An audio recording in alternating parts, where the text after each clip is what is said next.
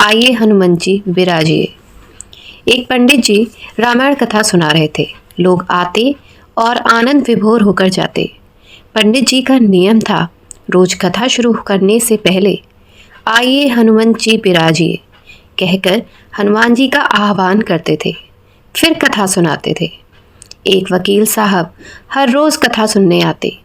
वकील साहब के भक्तिभाव पर एक दिन तर्कशीलता हावी हो गई।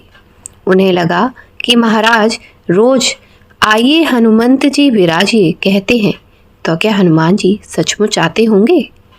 अतः वकील साहब ने पंडित जी से पूछ ही डाला, महाराज जी, आप रामायण की कथा बहुत अच्छी कहते हैं, हमें बड़ा रस आता है, परंतु आप जो गद्दी प्रतिदिन हनुमान जी को देते हैं, उस पर क्या हनुमान जी सचमुच विराजते हैं?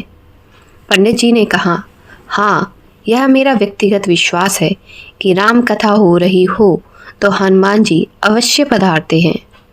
वकील ने कहा, महाराज, ऐसे बात नहीं बनेगी। हनुमान जी यहाँ आते हैं, इसका कोई सबूत दीजिए।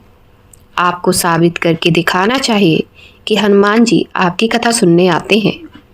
महाराज जी ने बहुत समझाया कि भैया, आस्था को किसी सबूत की कसौटी पर नहीं कसना चाहिए। ये तो भक्त और भगवान के बीच का प्रेम रस है, व्यक्तिगत श्रद्धा का विषय है। आप कहो तो मैं कथा करना बंद कर दूं या आप कथा में आना छोड़ दो। लेकिन वकील नहीं माना। वह कहता ही रहा कि आप कई दिनों से दावा करते आ रहे हैं, यह बात और स्थानों पर भी कहते होंगे, इसलिए महाराज आपको तो साबित करना होगा कि हनुमान जी कथा सुनने आते हैं। इस तरह दोनों के बीच वाद विवाद होता रहा। मौखिक संघर्ष बढ़ता चला गया। हार कर पंडित जी महाराज ने कहा, हनुमान जी हैं या नहीं उसका सबूत कल दिखाऊंगा। कल कथा शुरू हो तब सिद्ध करूंगा। जिस गद्दी पर मैं हनुमान जी को विराजित होने को कहता हूँ, आप उस गद्दी को आज अपने घर ले जाना। कल अपने साथ उस गद्दी को लेकर आना और फिर मैं कल गद्दी यहाँ रखूँगा। मैं कथा से पहले हनुमान जी को बुलाऊंगा, फिर आप गद्दी ऊंची उठाना। यदि आपने गद्दी ऊंची कर दी तो समझना कि हनुमान जी नहीं है।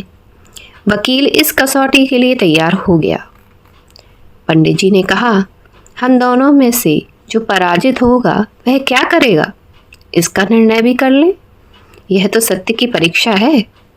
वकील ने कहा, मैं गद्दी ऊंची ना कर सका तो वकालत छोड़कर आपसे दीक्षा ले लूंगा। आप पराजित हो गए तो क्या करोगे?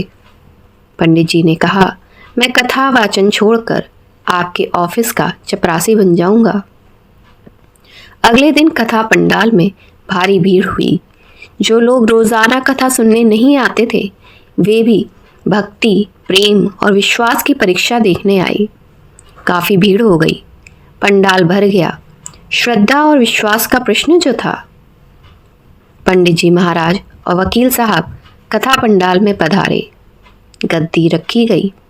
पंडित जी ने सजल नेत्रों से मंगलाचारण किया और फिर बोले, आइए हनुमंत जी विराजिए। ऐसा बोलते ही पंडित जी के नेत्र सजल हो उठे। मन ही मन पंडित जी बोले, प्रभु, आज मेरा प्रश्न नहीं बल्कि आपके भक्त के विश्वास का सवाल है। मैं तो एक साधारण जन हूँ, मेरी भक्ति और आस्था की लाज रखना। फिर वकील साहब को निमंत्रण दिया गया, आइए गद्दी ऊंची कीजिए। लोगों की आंखें जम गईं। वकील साहब खड़े हुए। उन्होंने गद्दी उठाने के लिए हाथ बढ़ाया, पर गद्दी को स्पर्श भी न कर सके।